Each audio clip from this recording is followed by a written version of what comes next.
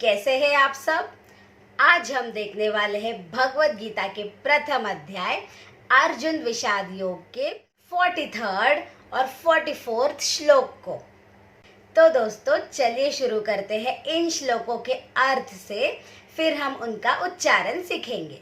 43rd श्लोक का अर्थ, अर्जुन कहते हैं, हे जनार्दन, मैंने गुरु शिष्य परंपरा से सुना है कि जो लोग कुल धर्म का विध्वंस करते हैं वो नरकवास के पात्र बन जाते हैं, वो सदैव नरक में रहते हैं।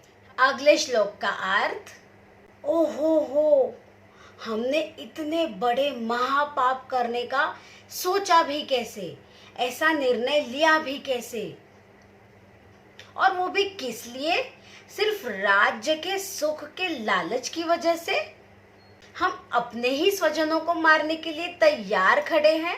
दोस्तों, अर्जुन का ये एक्सट्रीम रिएक्शन देख के तो हमें ऐसा लग रहा है जैसे कि वो पूरी तरह से भूल चुके हैं कि उन पर कौरवों ने किस किस प्रकार के नाना प्रकार के अत्याचार किए थे। द्रौपदी को इतने बुरे तरीके से अपमानित किया था और वहां घर के सब बड़े जो बैठे थे उन्होंने भी कुछ नहीं कहा, और आज उन्हें अपने भाइयों की याद आ रही थी और यही सारे बांधव उनके सामने खड़े थे उनसे युद्ध करने के लिए, उनकी हत्या करने के लिए। और उनके मन में तो एक बार भी ऐसा ख्याल नहीं आया कि हम अपने बांधवों को, हम अपने स्वजनों की हत्या करने के लिए खड़े हैं। यह ख्याल तो सिर्फ अर्जुन के ही दिमाग में आ रहा है। दोस्तों, जिस तरह से अर्जुन अपने स्वजनों के बारे में सोच रहे हैं, उसी तरह अर्जुन ने अपने फैमिली मेंबर्स के सम्मान की गरिमा भी रखनी चाहिए, मेंटेन करनी चाहिए। उन्होंने ये नहीं भूलना चाहिए कि उनके फैमिली मेंबर्स को भी कितना बुरा ट्रीट किया गया था। तो दोस्तों, अब चलते हैं इन श्लोकों के उच्चारण की तरफ।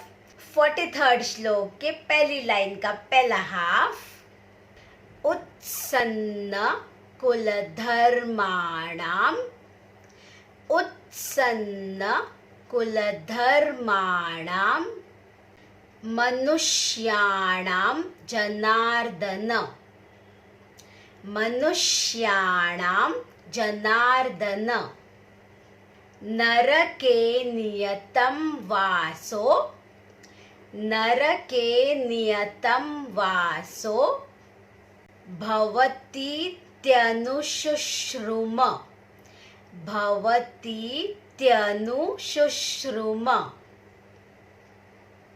अब चलिए इसे कहते हैं एक बार, फिर उसे ट्यून में कहेंगे 2 बार। उत्सन्न कुलधर्माणां मनुष्याणां जनार्दन नरके नियतं वासो भवतीत्यनुशुश्रुम। अब चलिए इसे ट्यून में कहते हैं 2 बार। उत्सन्न कुलधर्माणां मनुष्याणां जनार्दन नरके नियतं वासो भवतीत्यनुशुश्रुम।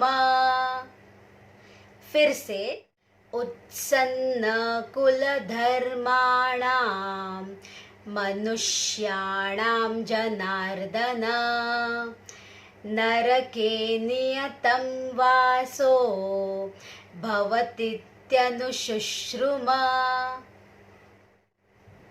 अब बढ़ते हैं 44th श्लोक की तरफ। 44th श्लोक की पहली लाइन का पहला हाफ, अहो बत महत् पापम, अहो बत महत् पापम कर्तुं व्यवसिता वयम, कर्तुं व्यवसिता वयम।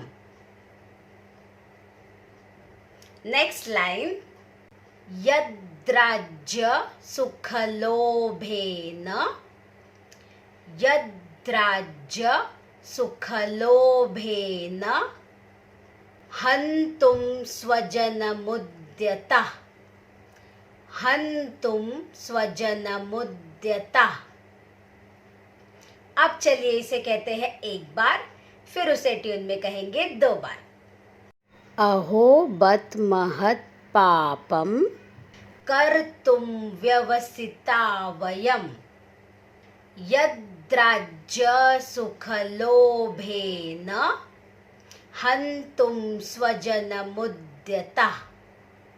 अब चलिए इसे ट्यून में कहते हैं 2 बार। अहो बत महत् पापम कर्तुं व्यवसिता वयम्, यद्राज्य सुखलोभेन हन्तुं स्वजनमुद्यतः। फिर से, अहो बत महत् पापम कर्तुं व्यवसिता वयम्, यद्राज्य सुखलोभेन हन्तुं स्वजनमुद्यतः।